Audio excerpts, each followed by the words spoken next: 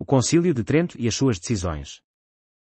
O Concílio de Trento foi um dos eventos mais importantes da história da Igreja Católica e teve um impacto significativo na Reforma Católica, também conhecida como Contra-Reforma. Em contexto histórico.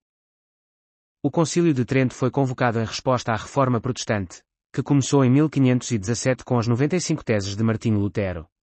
A Reforma provocou uma divisão significativa dentro da cristandade ocidental, o que levou à formação de diversas igrejas protestantes. Os principais objetivos do concílio são: responder às doutrinas protestantes, contrapor-se às críticas feitas pelos reformadores protestantes. Reformar a Igreja Católica, abordar a corrupção e outros problemas internos da Igreja. Definir doutrinas, clarificar e definir de maneira mais precisa a doutrina católica. Período de realização. O Concílio de Trento foi realizado em 3 fases distintas entre 1545 e 1563. Principais decisões e decretos. Doutrina. Escritura e tradição. Foi reafirmado que a autoridade da Igreja se baseia tanto nas Escrituras quanto na tradição. Justificação. A doutrina católica da justificação foi clarificada, e afirmou que a salvação é alcançada pela fé e pelas obras, e não apenas pela fé, como foi defendido pelos protestantes. Sacramentos. Foram reafirmados os 7 sacramentos: batismo, Eucaristia, confirmação, penitência, unção dos enfermos, ordem e matrimónio, como canais essenciais da reforma interna. Treinamento clerical. Foi estabelecido que seminários deveriam ser fundados para a formação adequada dos sacerdotes. Disciplina clerical. Foram implementadas medidas para melhorar a moralidade e a disciplina entre o clero, a incluir a exigência de residência dos bispos em suas dioceses. Indulgências. A prática das indulgências foi mantida, mas o abuso e a venda delas foram condenados. Impacto e consequências. Unificação doutrinária. O Concílio de Trento ajudou a unificar a doutrina católica e a dar uma resposta clara às acusações protestantes. Reformas internas. As reformas internas promoveram uma renovação moral e espiritual dentro da Igreja Católica. Reforma Católica. O Concílio marcou o início efetivo da Reforma Católica, que buscou corrigir os abusos e reforçar a disciplina e a educação dentro da Igreja. O Barroco, uma nova estética. O Barroco foi um estilo artístico e cultural que floresceu na Europa entre o final do século XVI e o início do século XVIII. Abarcou várias formas de expressão artística, incluindo a pintura, a escultura, a arquitetura, a música e a literatura. Contexto histórico. O Barroco surgiu num período de grandes transformações sociais, políticas e religiosas na Europa, coincidindo com a Reforma Protestante e a Contra-Reforma Católica. Foi um tempo de instabilidade, mas também de grande criatividade e inovação. Características gerais do Barroco. Na arquitetura. Drama e grandeza. A arquitetura barroca é conhecida pelo uso de formas exuberantes, curvas sinuosas e detalhes ornamentados. Uso de luz e sombra. Projetos arquitetônicos barrocos frequentemente manipulavam luz e sombra para criar efeitos dramáticos. Exuberância decorativa. Elementos decorativos, como estuques, frescos e esculturas, eram frequentemente utilizados. Elaboração das fachadas. Os edifícios barrocos apresentam fachadas elaboradas, com curvas, colunas retorcidas, nichos e estátuas. As cúpulas e os interiores são ricamente decorados com afrescos, estuques dourados e esculturas. Os espaços internos e externos dos edifícios são projetados para criar uma experiência visual e emocional envolvente. Na pintura.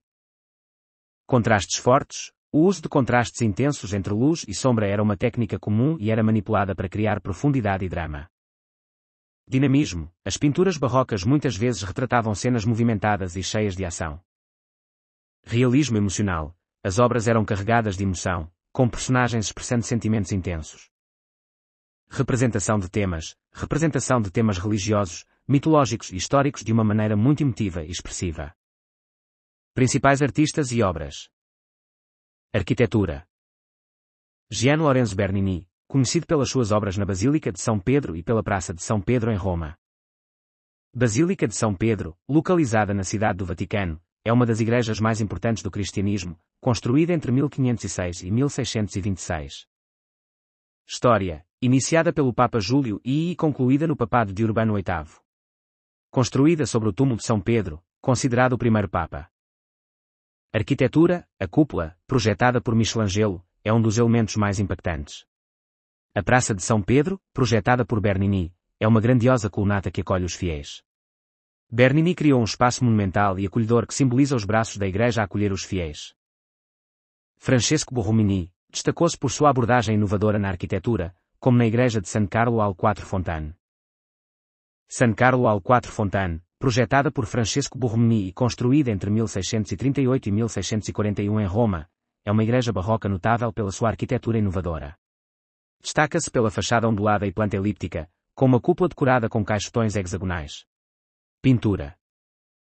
Caravaggio, pioneiro do uso do chiaroscuro, conhecido por obras como A Ceia em Emaús. A Ceia em Emaús, uma pintura de Caravaggio, concluída em 1601, que retrata o momento em que Jesus se revela aos seus discípulos em Emaús, após a sua ressurreição. Na pintura, Jesus está sentado à mesa com dois dos seus seguidores, que o reconhecem ao partir do pão. A obra é conhecida pelo seu realismo vívido, uso dramático da luz e sombra, e pela expressão chocada dos discípulos ao perceberem a identidade de Jesus. Peter Paul Rubens, conhecido por suas pinturas exuberantes e cheias de movimento, como O Rapto das Filhas de Leucipo. O Rapto das Filhas de Leucipo, uma obra de Peter Paul Rubens que revela maturidade e inovação em vários níveis. A dinâmica é evidente, com linhas diagonais em todo o quadro. Destaca-se a diagonal que atravessa desde a mão elevada da mulher até aos cascos do cavalo. Os movimentos das figuras formam um turbilhão, acentuado pela agitação dos cabelos, crinas e tecidos. Os contrastes entre corpos, expressões faciais, texturas, cores, luz e sombra são marcantes, destacando-se a oposição entre os corpos claros e nus das mulheres e os corpos escuros e musculosos dos homens. A arte barroca em Portugal. Portugal destacou-se das outras potências católicas ao aceitar sem restrições as decisões tridentinas, demonstrando um compromisso firme com os princípios estabelecidos pelo concílio. Essa postura refletia o apoio inequívoco do poder régio português à causa católica e a sua disposição para fortalecer a fé e a autoridade da Igreja Católica no país. Nos países católicos, o barroco floresceu nas artes, arquitetura, pintura e literatura a partir do século XVII. Em Portugal, não foi diferente. Portugal, durante esse período, carecia de uma burguesia com influência social e económica, assim como de uma mentalidade e vitalidade renovadas que valorizassem as artes. Essa lacuna resultou numa produção artística tendencialmente conservadora, uma vez que os artistas se viam compelidos a satisfazer o gosto dos encomendadores, que geralmente eram ligados à nobreza ou à Igreja. Dentro desse contexto, a produção artística em Portugal, especialmente aquela encomendada pela nobreza e pela Igreja, acabou por ser uma expressão da Contra-Reforma. Essa relação entre a encomenda régia e a expressão artística ligada à Igreja proporcionou um ambiente propício para a promoção dos ideais da Contra-Reforma através das artes, com obras que enfatizavam a religiosidade, a devoção e a ortodoxia católica. Características do barroco português. Predomínio do emocional sobre o racional. Efeitos decorativos e visuais através de curvas e elementos retorcidos. Contraste de luz e sombra. Composição assimétrica. Linhas diagonais. Arquitetura. Na arquitetura, a forma vai além da sua função prática, sendo imbuída de um significado profundo e simbólico, especialmente quando se trata de edifícios religiosos. Essa forma arquitetónica busca transmitir mensagens espirituais e simbólicas que sejam reconhecíveis e inspiradoras para os fiéis. Através do desenho e construção dos edifícios, busca-se não apenas atender às necessidades práticas, mas também criar espaços que promovam experiências espirituais e religiosas profundas. A luz, especialmente vista como uma manifestação da presença divina, é utilizada de maneira simbólica para iluminar e guiar os crentes na sua jornada espiritual. Assim, na arquitetura religiosa, a luz e a forma trabalham juntas para criar uma atmosfera que eleva o espírito humano e o conecta com o divino, servindo como um farol para orientar o homem na sua jornada espiritual nesta vida terrena. Exemplos. A Igreja de São Roque, em Lisboa, é um exemplo notável da intersecção entre a arquitetura religiosa e a expressão da fé durante o período barroco em Portugal. Construída no final do século XVI, foi a primeira igreja jesuíta em Portugal e uma das primeiras no mundo.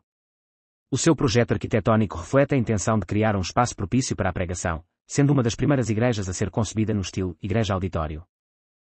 Essa abordagem arquitetónica inovadora, combinada com a riqueza decorativa do barroco, proporcionou um ambiente propício para a prática religiosa e a expressão da devoção.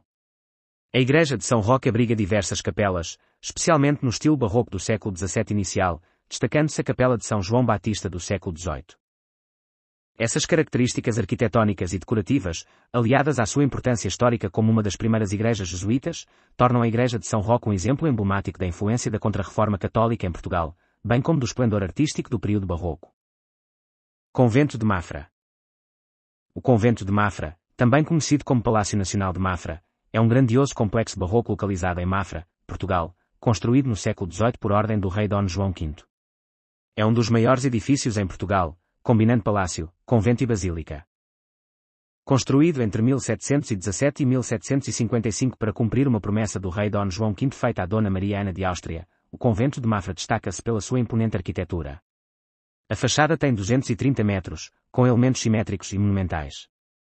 A Basílica Central possui torres sineiras com grandes carrilhões e uma cúpula majestosa. O interior é ricamente adornado com mármores, altares, estátuas e frescos. A biblioteca contém 36.000 volumes, incluindo raridades e primeiras edições. Além disso, o convento possui 2 dos maiores carrilhões históricos do mundo, com 92 sinos. Pintura barroca em Portugal. A pintura barroca em Portugal reflete a riqueza e a exuberância do estilo barroco europeu, adaptada ao contexto cultural e religioso português. O barroco em Portugal foi marcado por um forte sentido de dramatização, emoção e dinamismo, características típicas desse estilo artístico. Características da pintura barroca em Portugal. Temas religiosos. Grande parte das obras barrocas portuguesas são de caráter religioso, devido à influência dominante da Igreja Católica. Pinturas de santos, cenas bíblicas e temas de devoção eram comuns, com o objetivo de inspirar fé e devoção. Dramatização e realismo. As obras são caracterizadas por uma forte dramatização, com uso intenso de luz e sombra, cheiro escuro, para criar profundidade e realismo. As figuras são representadas com expressões emotivas e poses dinâmicas, aumentando a intensidade narrativa das cenas. Decoração de igrejas e conventos. As igrejas e conventos foram os principais comissionadores de obras barrocas. Tetos e altares eram decorados com grandes painéis de pinturas. Um exemplo notável é a Igreja de São Roque, em Lisboa. Uso de cores vibrantes. A paleta de cores usada pelos pintores barrocos portugueses era rica e vibrante, com um contraste marcante entre luz e sombra para enfatizar o dramatismo. Em conclusão, o Concílio de Trento, convocado como uma resposta à Reforma Protestante, foi crucial para a redefinição da arte religiosa. As suas decisões enfatizaram a necessidade de uma arte clara, e envolvente e também capaz de inspirar a fé e a devoção entre os fiéis. Desta forma deu-se origem à arte barroca, uma nova estética caracterizada pela grandiosidade, ornamentação e drama. Em Portugal, o barroco encontrou uma expressão singular, adaptando-se às especificidades culturais e religiosas do país. A exuberância decorativa manifestada na arquitetura e nas artes plásticas, exemplificada pela Igreja de São Roque e o Convento de Mafra, reflete a opulência e a devoção religiosa da época. Assim, o barroco português integra-se no contexto de renovação e reafirmação da fé católica pós-Trento, ao mesmo tempo que afirma a identidade nacional através de uma adaptação local do estilo. A combinação de drama, ornamentação e funcionalidade religiosa fez do barroco um meio poderoso para transmitir as mensagens da Igreja e do Estado em Portugal.